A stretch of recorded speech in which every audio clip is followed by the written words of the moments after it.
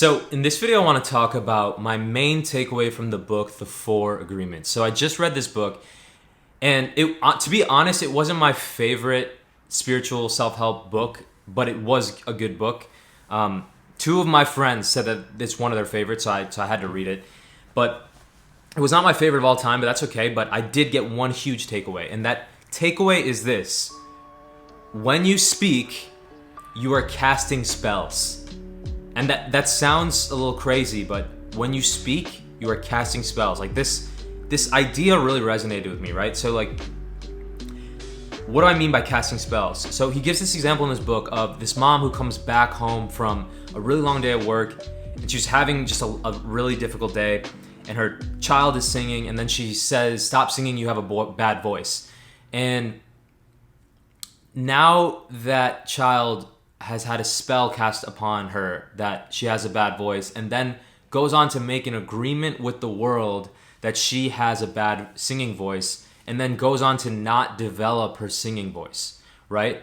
And so it is super interesting, because if a different spell was cast on that child might have developed a really good singing voice.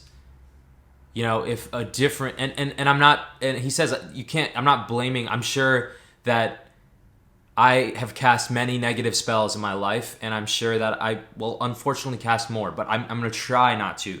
And so this concept, right, that we are always casting spells on other people and to ourselves with speech is really interesting to me, right? So that is my main takeaway. So my action item from this is, when I speak to somebody, I'm not just going to just say randomly positive things to somebody, and like spells can be thought of as labels, right? If I tell somebody, "Wow, you're really athletic," or like, "You're a really good athlete," I've put a label on them, and they're going to subconsciously try to live up to that label. And so this is really powerful, right? And then your own self-talk, you're constantly putting labels on yourself with the way you speak to yourself, right? And so my action items from this are, if I have something that I genuinely believe, if something comes to me organically when I'm interacting with somebody that I think is a positive spell, I'm going to cast that on them to try to help them. And if somebody casts some sort of negative spell onto me, I am going to make it a point to, as soon as I'm free, if I go to the bathroom or if I have 5 minutes or whatever it is, as soon as I'm free, I'm going to outweigh that negative spell with a bunch of positive counter spells on myself. So like, if somebody says, "Hey, your YouTube videos aren't that good," or whatever, somebody said that to me, I'm going to like go to, like, the next time I have 5 minutes alone, I'm going to tell myself, my content's good. My videos are getting better. I am getting more consistent at creating videos. I am learning how to speak better on camera. I am learning about lighting and audio and whatnot. I am growing as a YouTube speaker. I'm gonna like cast a bunch of spells to outweigh that negative one, so that my subconscious has more positive labels on it, so that my subconscious tries to have me live up to those things, right?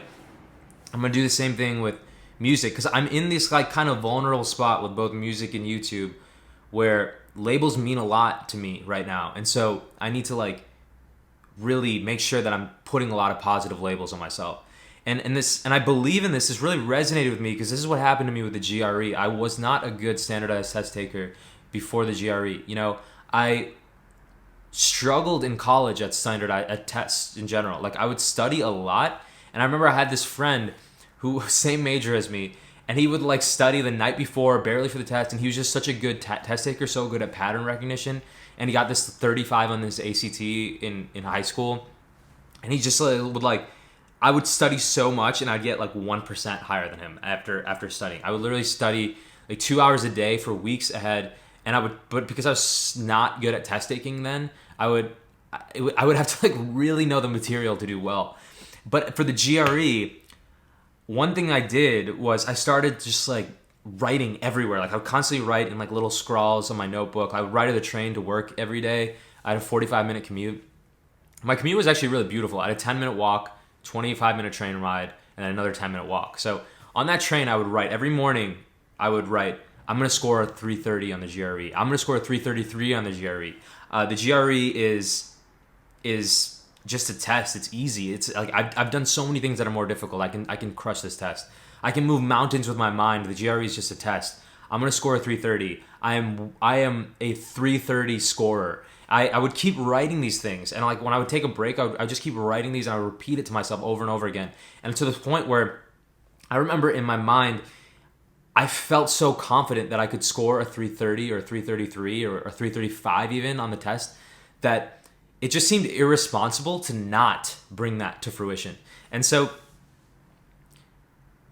what happened to me was I ended up just like having this in my mindset that I was like, I'm going to score high on this test. I'm going to. And I ended up studying for 2 years to take this test because I was not willing to take this test until I'd gotten a high practice score test, because I knew that I could do it, and then the reason I think I knew I could do it is because I just like aggressively almost brainwashed my mind into believing that. And so and this is gonna sound kind of like it is kind of annoying, but I took the test and I got a 329, which is 1 point below my dream score of 330, but it's still a really good score. For those of you who are aware of the GRE, it's out of 340. 329 is for me at least, was a very good score. It was I was like very happy with it, and I even thought about taking it again, but like it was definitely like way higher.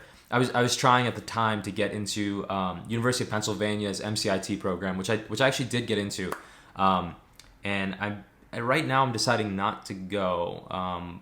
I might change my mind though, because it is a really good program, but deciding to use the time, the money I saved up to go to that program, it's an online program, but I saved up this money to like, do it full time online and just like really blast it.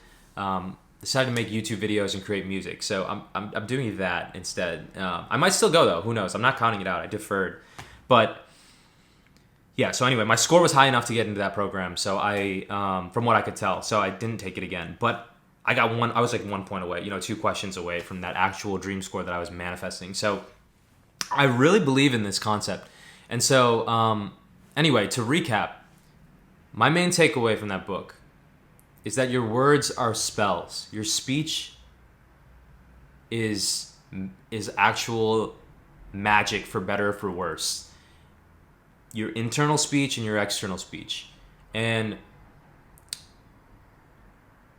try to make sure that if you have a negative spell cast on you, that you outweigh it with positive spells. That is my main takeaway from the book. I'm not going to recommend this book because it was so cool, but it didn't, like I want to save my recommendations for books that just absolutely blew my mind, just like absolutely really, really, really, really resonated with me. This book did resonate with me, was very good. But I might change my mind on this, but for now I'm going to save my recommendations for just like those 10 out of 10 books for me. So I don't know, actually, yeah, I don't know. For now, yeah, I'll save it for now, but I might change my mind. Maybe I'll like, cause I do think it was worth a read. So, yeah, I guess I'm kind of going back and forth on this one. So I think you would maybe get something out of it if you read it. But it wasn't my favorite book of all time. Let's leave it at that. So that's all I got. Let me know in the comments, like, what spells are you trying to cast on yourself? And what spells have you noticed that you've cast upon others? Like what, and a spell is just, it's like a label, right? It's almost like when we are given a label, we try to live up to it. And try it, right? Like if you go tell somebody, and I think you have to genuinely believe it. I don't think you can just like go tell somebody that, because people can feel it.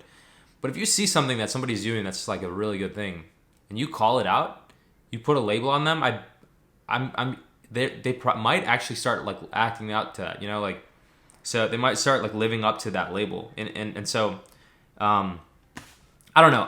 I'm my main, what I'm going to try to do is again, put good labels on people and put good labels on myself, and try to minimize the harmful spells I create and the harmful spells that are cast onto me.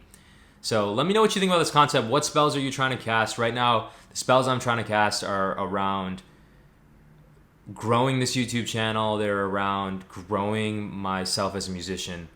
And yeah, if you have any good spells for me to do either of those, also please let me know in the comments below. And I will talk to y'all in the next one. Do like and subscribe if you enjoyed this content. And let me know if you want more videos on book stuff, because I've been trying to read a lot more during this creative break. And I think I will do some more takeaways, but let me know if you like this content. All right, take care, and I'll see y'all in the next one. Remember used to be so scared, I fell underneath the spell to keep my sounds for just me. And I'm going through these ups and downs like an elevator ride, heavily putting sounds in the cloud, and I don't think twice. It was just last year, I was scared to post, I didn't want to share all the songs that I wrote. Lyrics I would write and burn the flames on the stove, I lacked courage to promote. But now I'm getting close, open mic show, stepping up 10 toes, stage fright feel but overthrow. I'm walking open doors, doubt I left it on the floor like